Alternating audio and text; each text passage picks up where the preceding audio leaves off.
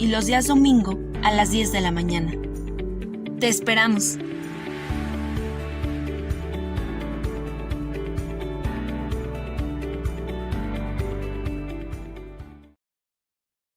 Dios bendiga sus hermosas vidas, amados hermanos. Bienvenidos a una transmisión de Remanente Fiel, Renuevo de Dios desde casa. Les damos la más cordial bienvenida.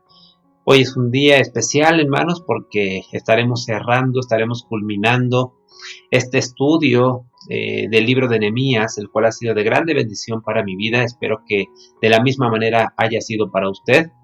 Y yo le invito a que en esta hora cierre sus ojos, incline su rostro y que hagamos una oración para dar comienzo al estudio del día de hoy. Padre eterno, te damos infinitas gracias por tu presencia, gracias por tu amor, gracias, oh Dios, porque hasta el día de hoy tú has estado con nosotros, hasta el día de hoy tú nos has guardado, nos has cuidado, nos has favorecido, Señor, con esa misericordia tan grande que tú tienes, Señor, para con tus hijos, para con tus hijas. Y hoy estamos totalmente agradecidos, hoy queremos entregarte todo lo que somos, el control de nuestras vidas, Señor, para que tú vengas a obrar, Señor, en cada uno de nosotros, que vengas tú, Espíritu Santo, a seguir perfeccionándonos, a seguir hablándonos, a seguir ministrando nuestras vidas y nuestros corazones. Gracias por todo este tiempo, gracias por el privilegio que nos has dado de estudiar este libro de Nehemías, el cual, Padre, ha representado todo un reto para nosotros, tus hijos. Te pedimos, Señor, que sobre todas las cosas nos permita ser hijos e hijas tuyas obedientes, que podamos, Señor, caminar en rectitud, que podamos, Espíritu de Dios, complacerte, que podamos velar por esa salvación tan hermosa, por ese regalo el cual tú, oh Jesús, nos has dado a nosotros, aquellos que te hemos aceptado como nuestro único y suficiente Salvador. Hoy en esta noche estamos gozosos, estamos alegres, porque tu presencia habita, porque tu presencia mora en medio de nuestros hogares, en medio de nuestras vidas. Reconocemos tu autoridad, oh Dios, reconocemos tu poder, reconocemos que eres nuestro Dios, reconocemos, Jesús, que eres nuestro Salvador, te reconocemos a ti como nuestro Dios y como nuestro Señor. Gracias. Todo esto te lo pido, Señor, en tu Hijo amado, Cristo Jesús, Señor nuestro. Amén y amén. Aleluya, amada iglesia. Pues como le decía, el día de hoy estamos terminando este estudio del libro de Nehemías. Así es que yo le invito a que, si usted nos ha venido siguiendo en todo este estudio, que prepare las notas anteriores para que podamos hacer brevemente un resumen de lo que hemos visto hasta ahora, para dar cierre con este capítulo número 13 del libro de Nehemías. Como le decía en un inicio, para mí ha sido de grande bendición, ha sido de grande edificación, ha venido a retar mi vida, y yo espero, amados hermanos, que para todos ustedes también haya sido de esta manera, que nos hagamos esta pregunta de si al día de hoy hemos actuado como este líder Nehemías que Dios levantó en ese tiempo, o si hemos sido como este pueblo de Israel que muchas veces ve la promesa, la toma, la vuelve a dejar. Y bueno, vamos a concluir el día de hoy con este estudio, así es que yo le invito a que ponga mucha atención. Amén.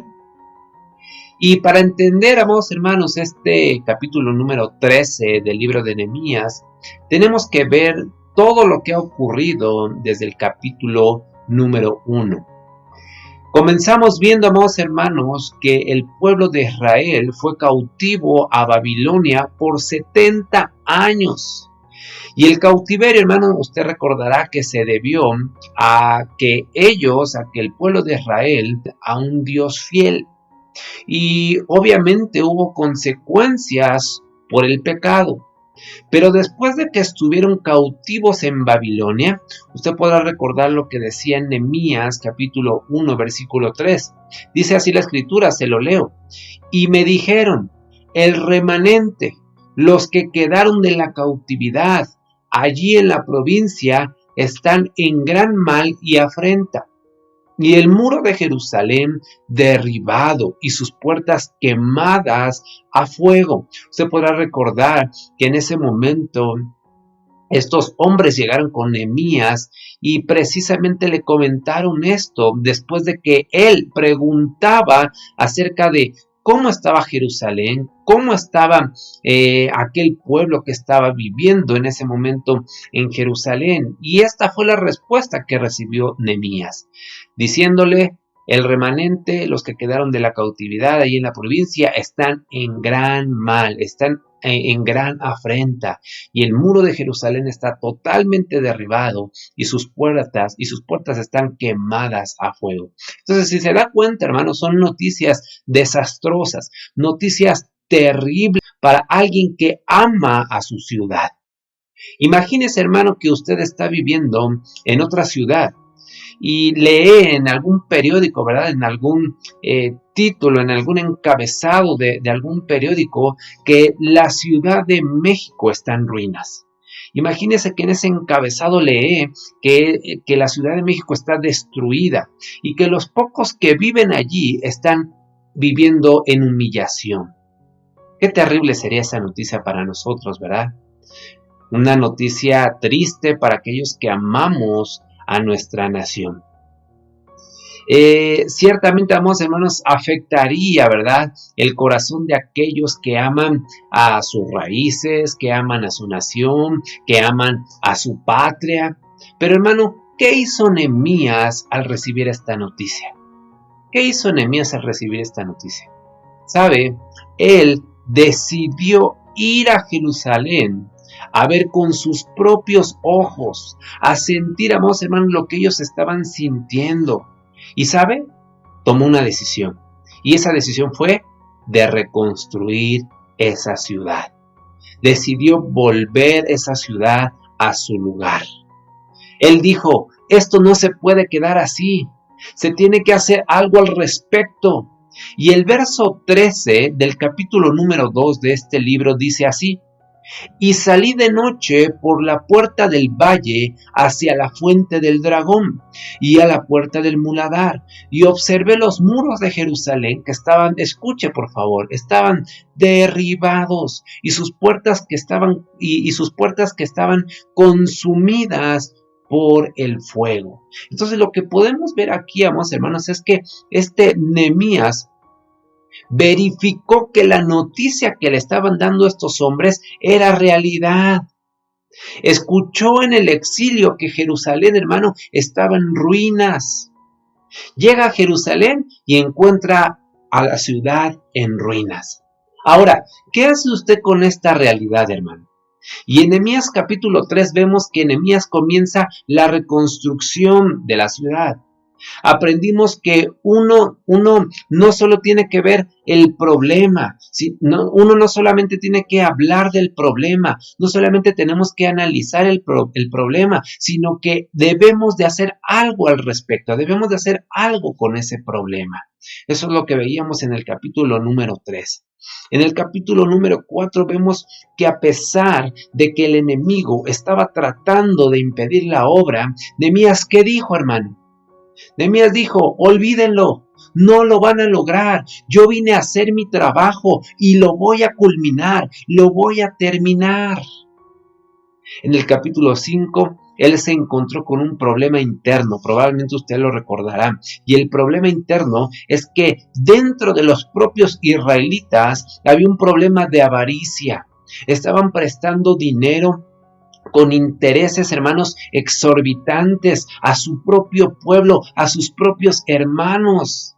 Hermano, estaban cobrándoles, estaban incluso, dice la escritura, vendiendo a sus hijos. ¿Y sabe cómo estaban ellos? Había hambre, había miseria, había desigualdad en lo económico. ¿Y Nehemías qué dijo al respecto, hermano? Lo que Nehemías dijo fue: esto tiene que acabarse, esto no puede seguir así.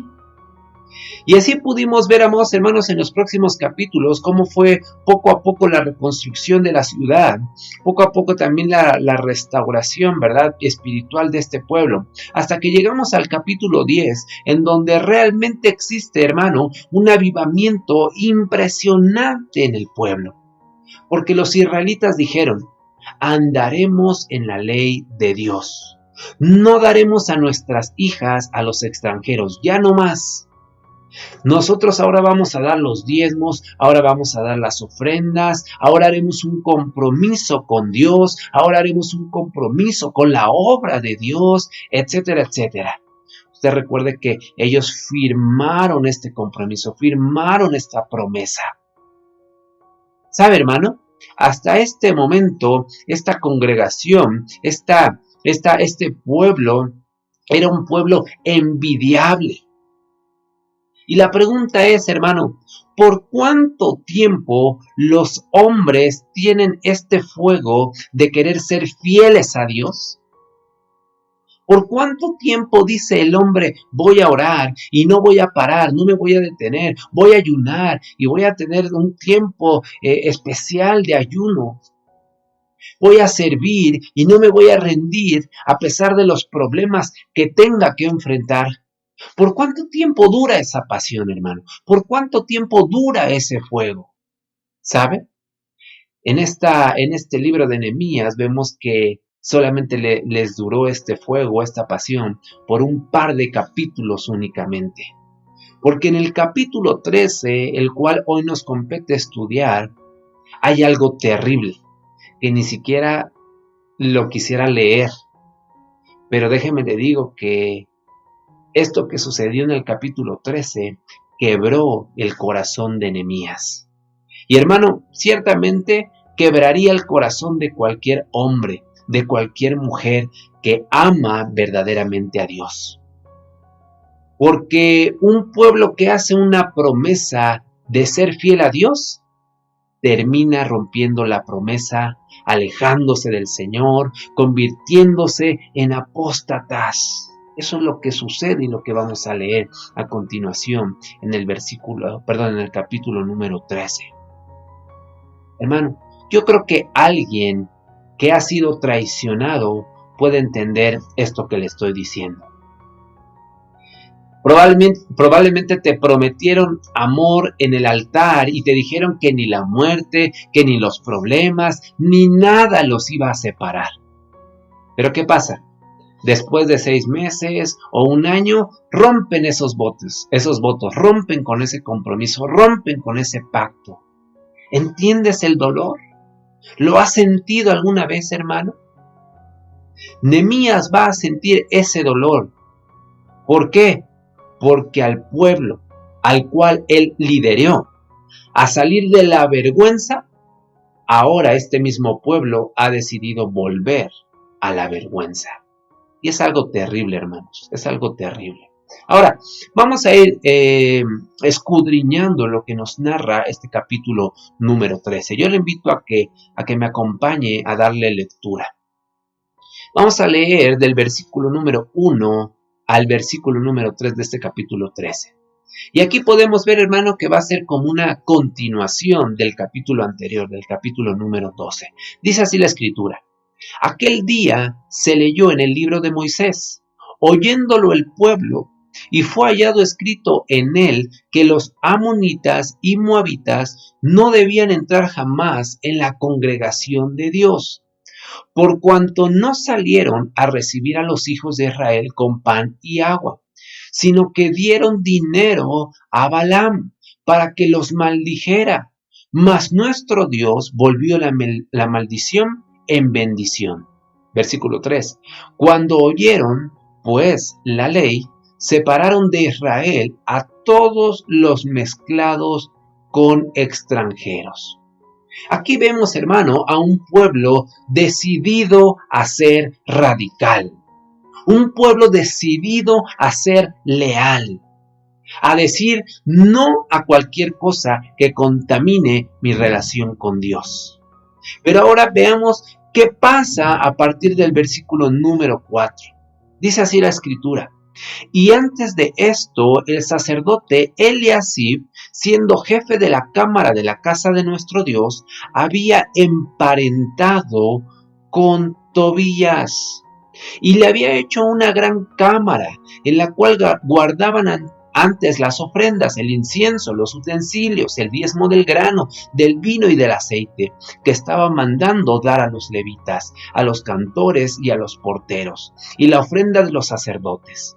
Mas a todo esto yo no estaba en Jerusalén. Dese cuenta de esto, Nehemías no se encontraba en Jerusalén, porque en el año 32 de Artajerjes, rey de Babilonia, fui al rey. Y al cabo de algunos días pedí permiso al rey para volver a Jerusalén.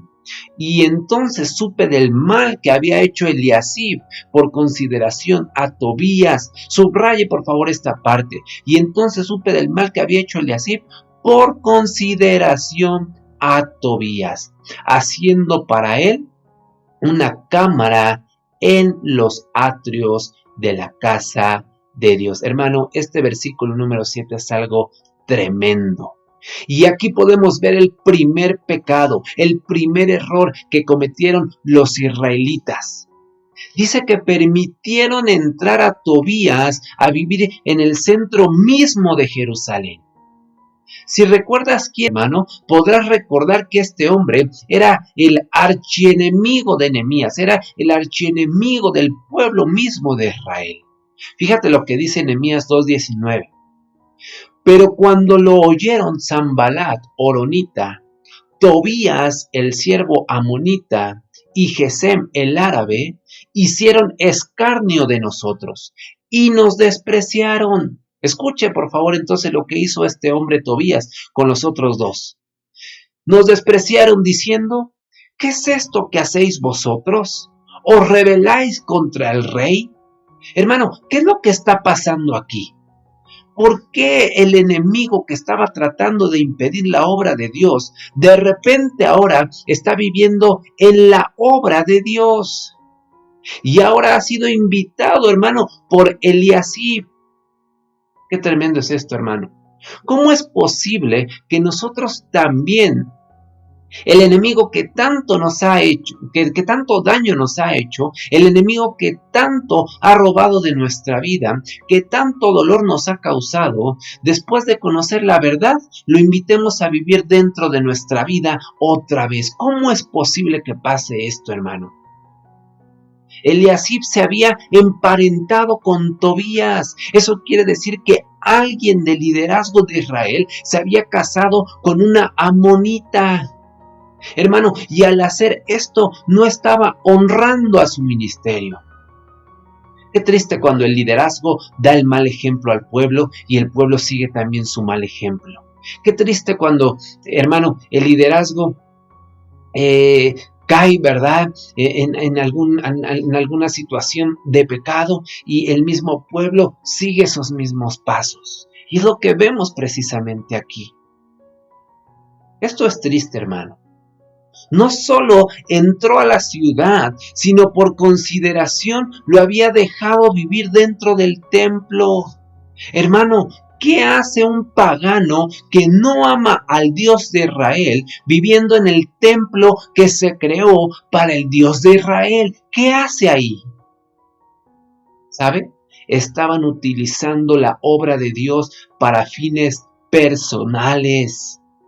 Eso es lo que está haciendo este hombre, Eliasib, con Tobías. Estaban utilizando, hermano, la obra de Dios para estos fines personales. ¿Sabe? No por ser el amigo, no por ser el pariente, nosotros vamos a poner en el ministerio a alguien, sino que nosotros hemos entendido de que debe de existir un llamado para que las personas puedan ser puestas, colocadas en lugares, ¿verdad? Ocupando posiciones dentro de una congregación, dentro de una iglesia. Le digo algo, hermano. Hoy en día hay muchos lugares en donde se practica este tipo de situaciones, en donde hay consideraciones especiales con ciertas personas. Por ser familiar, por tener a lo mejor algún talento como tal, pero hermano, repito, no hay un llamado como tal. Y nosotros hemos entendido, hemos aprendido a través de la Escritura que todos y cada uno de los miembros del liderazgo deben de tener un llamado de parte de Dios. Le digo otra cosa, hermano. Cuando el enemigo no puede destruir a la iglesia persiguiéndola, lastimándola desde afuera, sutilmente lo que va a tratar de hacer es entrar. Y por eso la Biblia dice que debemos tener cuidado, porque tienen apariencia de piedad. Se involucran, hermano, en todas las cosas. Pero, ¿sabe? Con el propósito de destruir a la propia iglesia. Hermanos, debemos de tener cuidado. ¿Qué dejamos entrar a nuestras vidas? ¿Por qué lo dejamos entrar? Debemos de poner atención, amados hermanos, a aquello que estamos trayendo a nuestras vidas. Siga leyendo el versículo número 8. Y me dolió en gran manera, y arrojé todos los muebles de la casa de Tobías fuera de la cámara. Hermanos, si usted está pensando que Nehemías solamente estaba viendo lo que pasaba, no es así, sino que realmente había tocado su corazón, realmente había afectado esto que estaba viendo, esta situación que estaba observando con Tobías. Le dolió en gran manera. Yo le hago una pregunta hoy en esta noche. ¿A usted le duele en gran manera cuando ve al enemigo tomando el control de las cosas de Dios? ¿A usted le duele en gran manera, hermano? Nos debería de doler cuando vemos que el enemigo está tomando el control de las cosas de Dios. Fíjese lo que dice el versículo 9. Y dije que limpiasen las cámaras e hiciese volver allí los utensilios de la casa de Dios, las ofrendas y el incienso. Hermano, Nehemías echó, en pocas palabras, a patadas todo lo que era de Tobías. Nehemías estaba diciendo, estaba diciendo o estaba decidido a erradicar por completo lo que no glorificaba a Dios dentro de las cosas de Dios. ¿Y sabe algo? Esto me recuerda también a Jesús. Cuando llegó al templo, usted lo recordará, y echó a patadas también a las personas que habían convertido en un negocio la casa de Dios. Usted lo recordará. Así de radicales debemos de ser nosotros con las cosas que afectan, hermano, nuestras vidas espirituales. No debemos de ser condescendientes con el pecado. Recuerde lo que dice Efesios 4:27. No deis lugar al diablo. Y no deis lugar significa, hermano, que no le debemos de dar posesión. No le debemos de dar el trono, no debemos de darle, hermano, la autoridad en nuestras vidas al enemigo. ¿A poco tú quieres darle la autoridad al diablo? ¿A poco tú quieres darle la autoridad al diablo sobre tu vida, sobre tu familia, sobre tus pensamientos, sobre tus emociones, sobre tus finanzas? ¿Quieres darle lugar al enemigo, hermano? Recuerda que el enemigo quiere tener su habitación en el mismo centro de tu vida. Y ahí quiere, amados hermanos, controlarte. Recuerda lo que decía. El enemigo siempre está tratando de humillarnos por fuera, de formar estos flancos, ¿verdad? De siempre tratar de orillarnos con situaciones externas. Si el enemigo ve que no puede lograrlo de esa manera, él muy sutilmente va a querer venir a adentrarse en nuestras vidas, en nuestras iglesias, va a querer ser aparentar uno de nosotros. Y como no pudo destruirnos con cosas externas, ahora él lo va a querer hacer de una manera directa, de una manera interna. Siga leyendo el versículo 10. Encontré asimismo que las porciones para los levitas no les habían sido dadas, y que los levitas y cantores que hacían el servicio habían huido cada uno a su heredad. Hermano, como le decía, el enemigo es astuto. ¿Se da cuenta cómo trabaja el enemigo? Usted recordará lo que veíamos en el capítulo anterior. ¿Qué decía el pueblo con respecto a los levitas? Nunca les va a hacer falta nada. Nosotros vamos a darles la leña, nosotros vamos a proveerles de los diezmos, de las primicias, les vamos a dar absolutamente todo, pero queremos que ellos, que los levitas, estén sirviendo al Señor, que ellos continúen sirviendo al Señor, porque usted recordará que en el capítulo anterior también veíamos que los sacerdotes habían tenido que buscar a los levitas, precisamente porque el pueblo se había olvidado de ellos. Así es que nuevamente vemos aquí que los levitas habían salido de Jerusalén. ¿Qué le parece? Entonces, ¿qué dice este texto que acabamos de leer, este versículo 10? Que ellos abandonaron la obra y se fueron a trabajar nuevamente de una manera secular. ¿Y por qué lo habían hecho?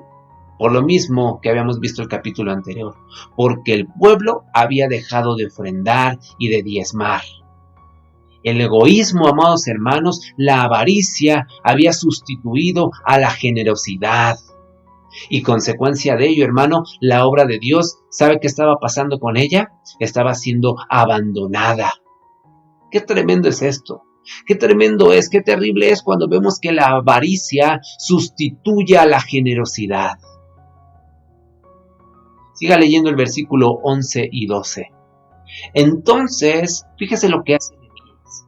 Entonces reprendí a los oficiales y dije, ¿por qué está la casa de Dios abandonada? Y los reuní y los puse en sus puestos. Y toda Judá trajo el diezmo del grano, del vino y del aceite a los almacenes. ¿Cómo respondieron otra vez?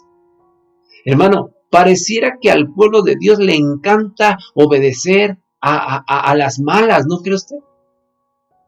Tiene que venir alguien a hablar fuerte como lo hizo Nehemías para decir lo que tienen que hacer. Si no, no hacen absolutamente nada. Hermano, y no debería de ser así, deberíamos de responder de una forma natural, algo que fluyera de una manera natural de nosotros. Ni siquiera tendrían que recordarnos lo que tenemos que hacer, porque ya debería de estar escrito, tatuado, ¿verdad?, en nuestra mente y en nuestro corazón. ¿Está de acuerdo? Pero aquí el pueblo nuevamente se había olvidado de los levitas, de los cantores, de aquellos que se dedicaban exclusivamente a la obra del Señor. Versículo 13 dice, y puse por mayordomos de ellos al sacerdote Selemías y al escriba Sadoc, de los levitas a Pedaías, y al servicio de ellos a Hanaán, hijo de Zacur, hijo de Matanías, porque eran tenidos por fieles, y ellos tenían que repartir a sus hermanos. Acuérdate de mí, versículo 14, acuérdate de mí, oh Dios, en orden a esto, y no borres mis misericordias que hice en la casa de mi Dios y en su servicio. ¿Qué es lo que hizo entonces aquí Nehemías, hermano? Nehemías reprendió al liderazgo, porque él sabía que el liderazgo tiene que dar el ejemplo. No solo en ir a la iglesia, no solamente en servir, sino también en dar, sino también, hermano, en vivir lo que se predica. Nehemías era un hombre que amaba a Dios y lo hemos visto a lo largo de todo este estudio. Nehemías era un hombre que amaba la obra de Dios y no quería que esa obra estuviera abandonada. ¿Y qué fue lo que hizo? Animó a los demás a volver a dar. No de lo que les quedaba, no de lo que les sobraba, sino que los animó, los motivó a dar nuevamente, hermanos. Siga leyendo el versículo 15. En aquellos días vi en Judá a algunos que pisaban en lagares en el día de reposo, y que acarreaban haces y cargaban asnos con vino, y también de uvas, de higos, y toda suerte de carga, y que traían a Jerusalén en día de reposo. Y los amonesté acerca del día en que vendían las provisiones. Hermano, en el capítulo anterior usted recordará que dijeron, vamos a respetar el sábado, vamos a respetar el día del Señor. Ese día va a ser un día dedicado a nuestro Dios. Ese día nosotros nos vamos a consagrar para Él. ¿Y ahora qué están haciendo en este capítulo, hermano? Otra vez están haciendo negocios ese día. Se han vuelto a dedicar al comercio en el día de reposo. En lugar de servir a su Dios, en lugar de consagrarse a su Dios, nuevamente caen, amados hermanos, con estas cosas naturales, terrenales. Le restan importancia a las cosas eternas y nuevamente, hermano, se ponen ahí a negociar, a comercializar, se ponen ahí a trabajar en sus negocios. ¿Qué le parece? Es algo terrible, hermano. ¿Qué hicieron estos hombres entonces? Le dieron más importancia al comercio que a Dios. Las cosas terrenales, hermanos, se habían convertido en cosas más importantes que las cosas celestiales, que las cosas eternas. ¿Sabe? ¿Y a cuántas personas hoy en día no les pasa esto? En donde las cosas terrenales son más importantes que las cosas celestiales. En donde se ha estipulado hoy en día para nosotros que el domingo es el día que debemos de guardar para el Señor, consagrarnos para el Señor. Y la gente, ¿verdad?, prefiere seguir en sus negocios. Y la gente dice, es un buen día para vender, así es que yo me voy a poner en el puesto, así es que yo voy a abrir mi negocio, así es que yo no puedo dejar de vender, hermano. Yo le recuerdo, hoy en día, ¿cuál es el pueblo que tiene más dinero, el pueblo que es más rico? Sí, es el pueblo judío. ¿Por qué? Porque hoy en día, hermanos, ellos cuidan, atesoran, guardan el día de reposo para el Señor. Ese día está consagrado para el Señor. Ellos saben que la provisión proviene de Dios. Así es que ellos tienen un día para guardar, un día para consagrar sus vidas para con el Dios grande, fuerte y poderoso, para con su Dios. Por eso le repito hoy en esta noche, ¿usted a qué le está tomando mayor importancia? ¿A las cosas terrenales o a las cosas celestiales? Si alguien viene, amados hermanos, a ofrecerle un negocio tremendo en día domingo, ¿usted qué hace? ¿Deja de asistir a la iglesia? ¿Deja de conectarse a la reunión por atender a esa persona? ¿O verdaderamente usted consagra ese día su vida para el Señor? Qué terribles cosas, ¿verdad? Qué tremendas cosas. Pero ¿qué hizo Nehemías, hermano? ¿Sabe qué hizo Nehemías? Los amonestó, les reclamó porque hacían esas cosas que no debían hacer. Qué tremendo líder, qué tremendo ejemplo nos da Nehemías. Siga leyendo el versículo 16 al 18. También había en la ciudad tirios que traían pescado y toda mercadería y vendían en día de reposo a los hijos de Judá en Jerusalén.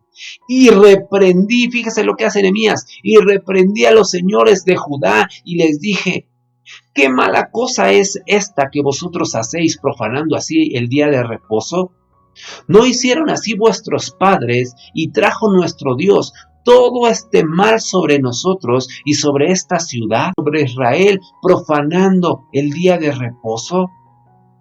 Hermano, Nehemías les está recordando la causa del cautiverio. ¿Y cuál fue la causa del cautiverio? Probablemente usted lo recuerde. El que ellos violaron ese día por 490 años. Por 490 años ese día no había sido dedicado, exclusivo, guardado para el Dios de Israel. ¿Y sabe cómo se los cobró el Señor? Enviándoles 70 años de cautiverio. ¿Qué le parece? Israel estaba olvidando las consecuencias del pecado. ¿Sabes algo, hermano? Yo no sé cuántos de ustedes tengan alguna cicatriz en su cuerpo, a lo mejor en sus manos, en sus pies, en sus piernas, a lo mejor en su espalda, en su pecho, no sé, alguna cicatriz física. Pero le digo algo, las cicatrices que nosotros tenemos en nuestro cuerpo por algún accidente o por alguna situación, nos recuerdan que hay cosas que no debemos de hacer. ¿Está de acuerdo? Y era lo que estaba ocurriendo aquí con este pueblo.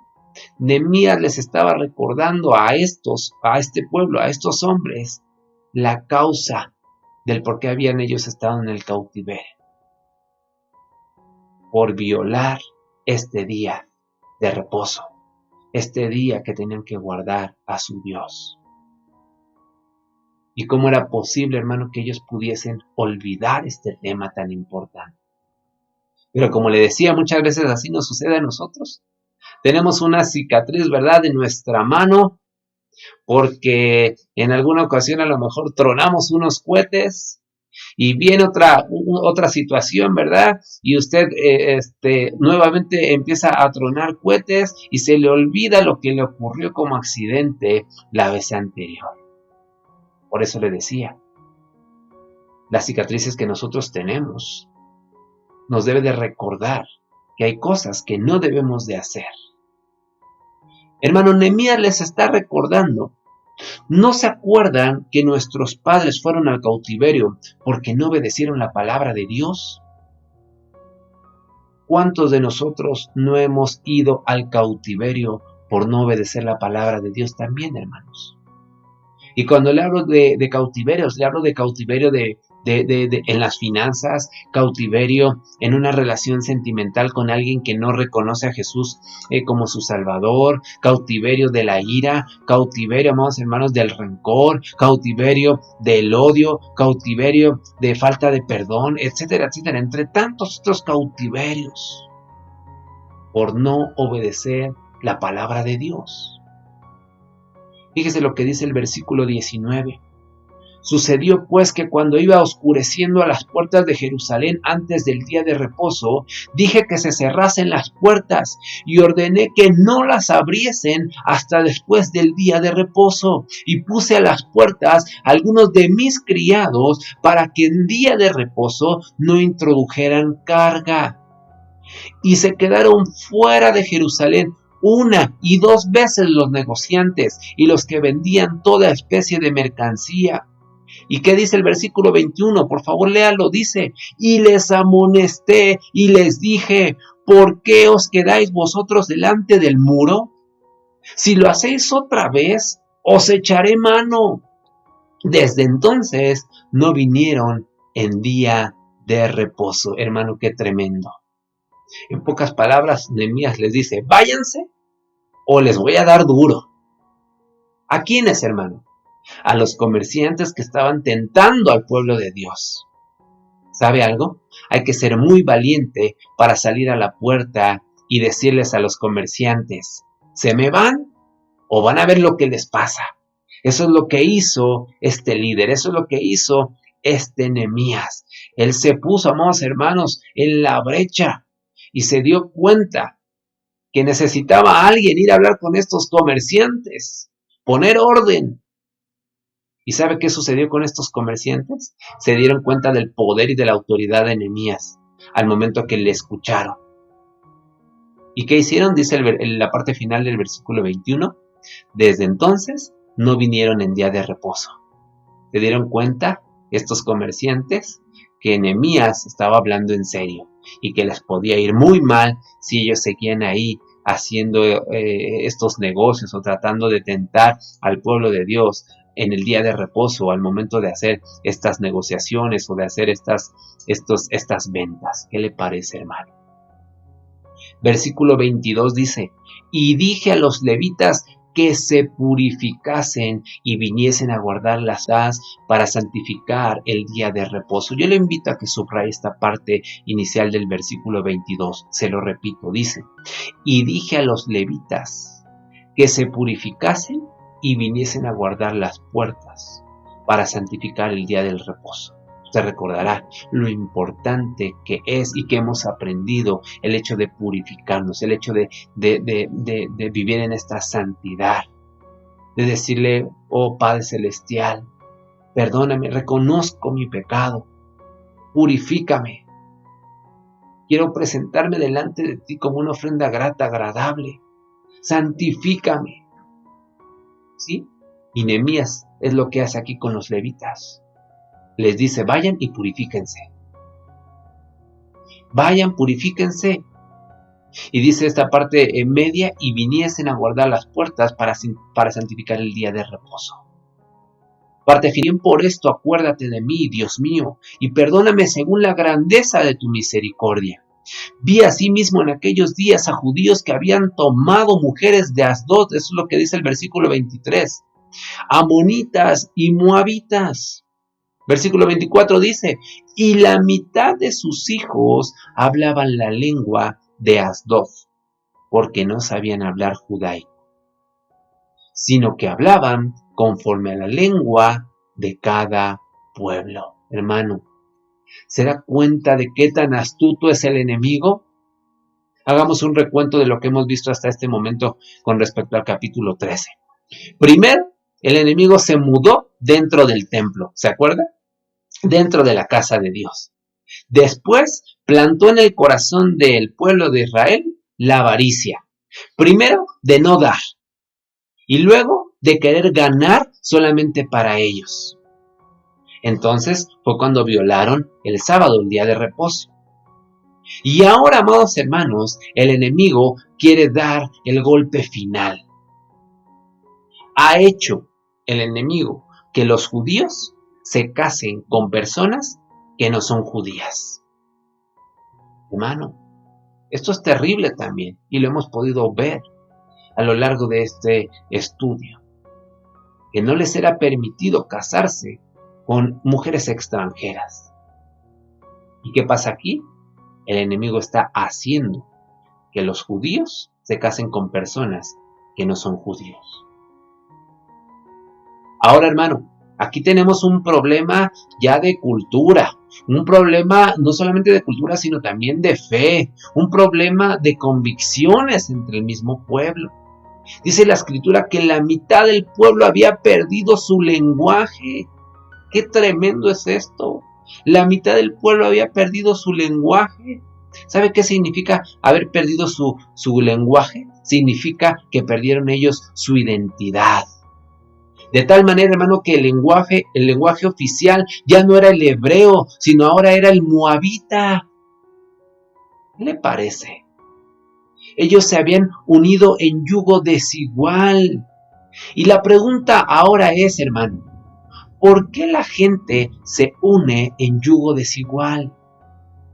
¿Sabe por qué? Porque pudo más la pasión, pudo más el deseo, pudo más el sentimiento, pudo más la emoción que su propia convicción. ¿Qué significa esto, hermano? Que hoy en día la gente podría decir, los hijos de Dios, las hijas de Dios podrían decir, este está guapísimo, este tiene muchísimo dinero, esta chica cocina súper rico, este chico me endulza el oído, habla súper bonito, es súper romántico. ¿Y qué dicen muchas veces? Y seguramente va a llegar a ser cristiano. Porque a veces hace esto y el otro día me dijo que amaba a Dios y etcétera, etcétera. Hermano, mucho cuidado jóvenes, mucho cuidado señoritas, porque muchas de las relaciones están basadas únicamente en el sentimiento, en la emoción, en la pasión y en el deseo.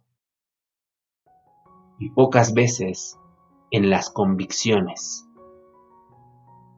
Hermano, joven, señorita, si ni siquiera has orado al respecto, ni siquiera le has pedido al Señor que te muestre cuál es tu pareja, cuál va a ser tu ayuda idónea, si nunca te has postrado delante de Dios para decirle, Dios, te pido que tú pongas delante de mí una pareja sabia, entendida, temerosa de ti, y al primero que se te cruza en el camino dices, es este. ¿Y cuándo le consultaste a Dios si era ese? ¿Cuándo le consultaste a Dios si era ella? ¿Me doy a entender? Hermano, otro motivo por el cual se unen en yugo desigual es por rebeldía. No les interesa lo que Dios dice. Hermano, ¿quieres saber si un joven verdaderamente ama a Dios? Vea novio de quién es. Vea novia de quién es. O en quién está pensando. Si es una persona que no es cristiano, no me venga a decir, hermano, que es un joven que ama a Dios. Porque el amor de Dios es obedecerle a Él. Porque el que dice que ama verdaderamente a Dios, le obedece a Él. Porque no solamente sabe, conoce la Escritura, sino que la cumple. Ahora, hermano, ¿qué hizo Nehemías con los rebeldes? Vamos a ver lo que dice el versículo 25. Y reñí con ellos y los maldije. Qué tremendo, hermano. Y herí a algunos de ellos y les arranqué los cabellos y les hice jurar diciendo: no daréis vuestras hijas a sus hijos y no tomaréis de sus hijas para vuestros hijos ni para vosotros mismos. Hermano, yo le pido que ponga en su mente este momento. Este versículo 25, póngalo en su mente. ¿Qué es lo que está haciendo Nehemías con los rebeldes? Dice la Escritura que se levantó y peleó con ellos, hermano. Dice que los maldijo, dice que hirió a algunos de ellos, dice que los agarró de los cabellos y les hizo jurar: no daréis vuestras hijas a sus hijos y no tomaréis de sus hijas para vuestros hijos ni para vosotros mismos. Fíjese lo que dice el versículo 26. ¿No pecó por esto Salomón, rey de Israel? Bien que en muchas naciones no hubo rey como él, que era amado de su Dios, y Dios lo había puesto por rey sobre todo Israel. Aún a él le hicieron pecar, subraya esta parte final, aún a él le hicieron pecar las mujeres extranjeras. ¿Quién pecó? ¿Quién nos narra aquí la Escritura en este versículo 26? Habla de Salomón. Usted y yo sabemos que Salomón era un hombre sabio. Pero ¿sabes qué? ¿Qué olvidó Salomón pedirle a Dios? Olvidó pedirle voluntad. Lo que él pidió fue sabiduría. ¿Sabe? Yo le digo algo. Cualquier hombre pudiera decir hoy que es inteligente. Pero para que esté completo, debe de tener voluntad. Y eso, amados hermanos, es nuestra responsabilidad.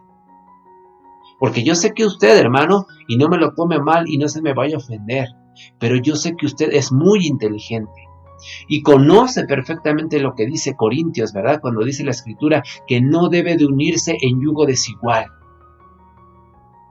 Tú sabes perfectamente lo que significa eso, ¿verdad? Pero ¿qué pasa? ¿Por qué entonces estás andando de la mano con alguien que no es cristiano? Entonces podrás ser inteligente, podrás saber en la teoría lo que dice la Escritura, pero si no tienes voluntad para cumplir y obedecer lo que dice la Escritura, te va a hacer caer. Vas a caer y probablemente vas a quedar destruido. Hermano, yo he estado ahondando mucho en este tema de no unirse en yugo desigual desde capítulos anteriores, porque es algo que narra la Escritura y que nosotros no debemos de caer en eso, porque lo que nos espera es una vida infeliz, una vida de tropiezos, una vida de fracasos. Como le decía, la palabra es clara. No hay nada que interpretarle ahí, ¿verdad? Cuando te dice la Escritura que no te unas en yugo desigual. No hay nada que interpretar, la palabra es clara. Lo que Dios quiere es que tú simplemente la obedezcas, no que cuestiones. ¿Sí me doy a entender? Es cuestión de obedecer. ¿Qué es lo que le hizo pecar a Salomón? Nos dice este versículo. ¿Qué es lo que le hizo pecar?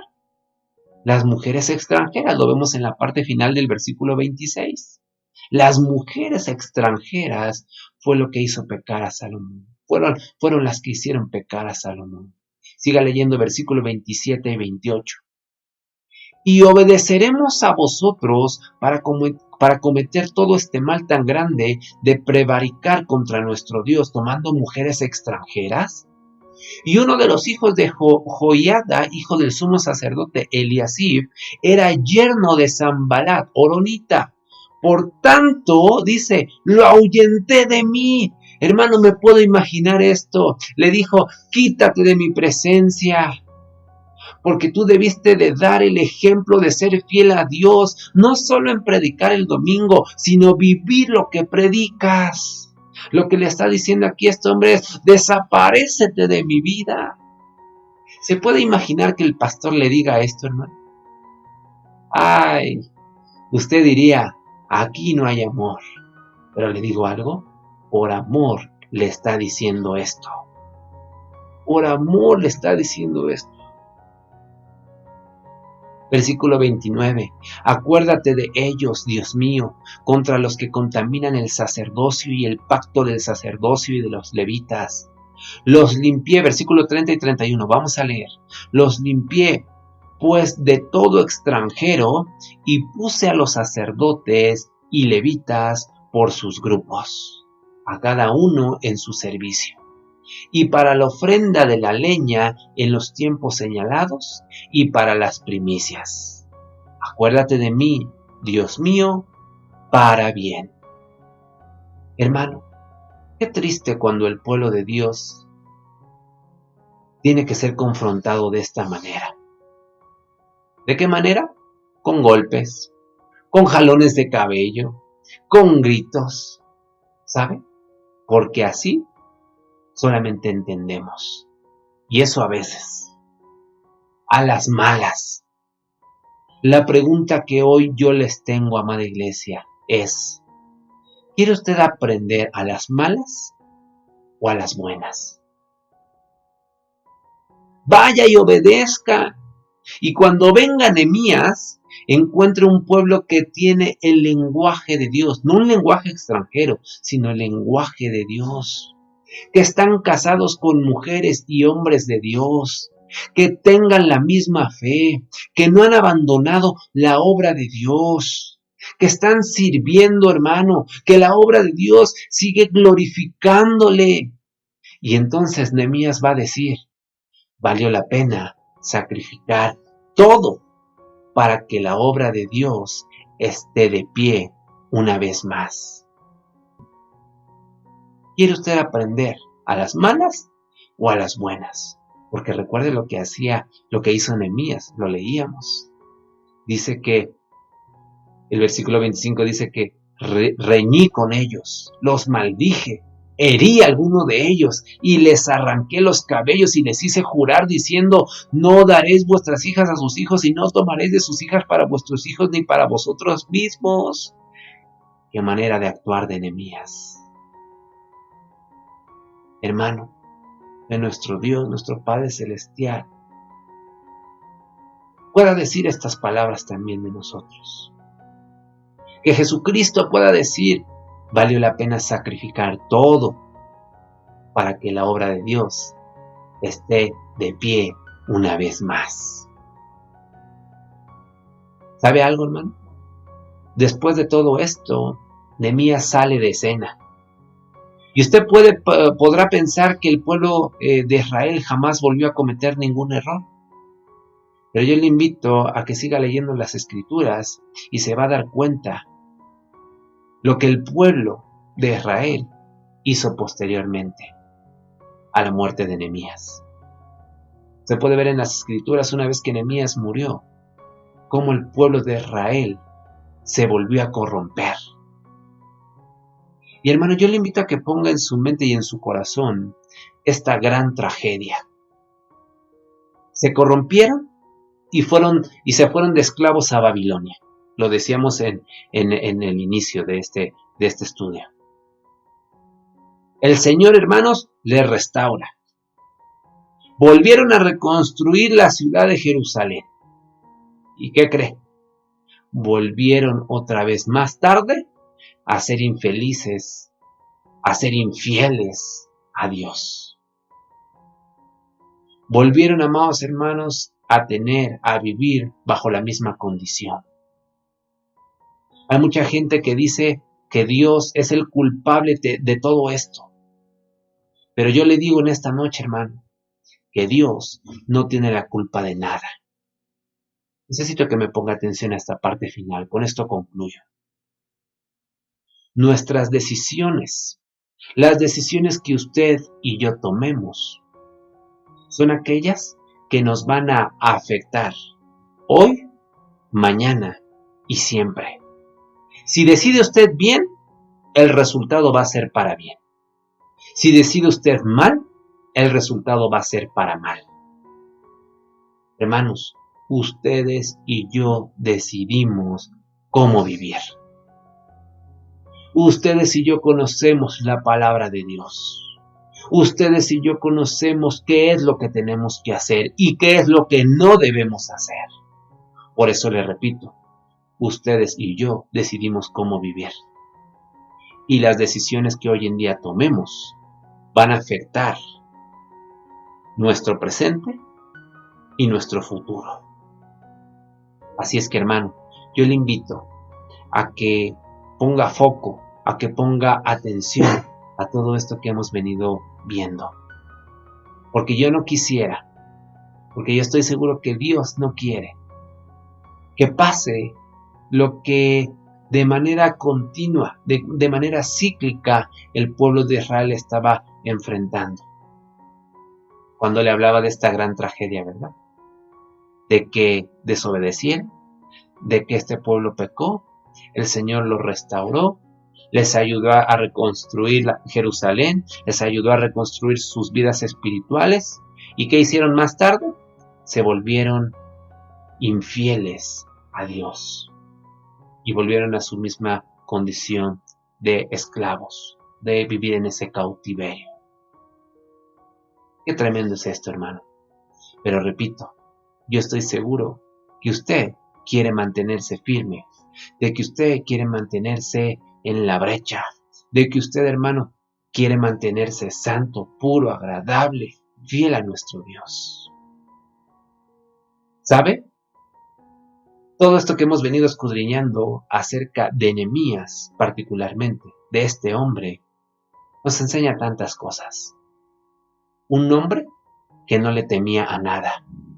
Un hombre que se enfrentó tanto a sus enemigos externos como a los enemigos internos, o sea, dentro del mismo pueblo de Israel. Que no le dio miedo la oposición.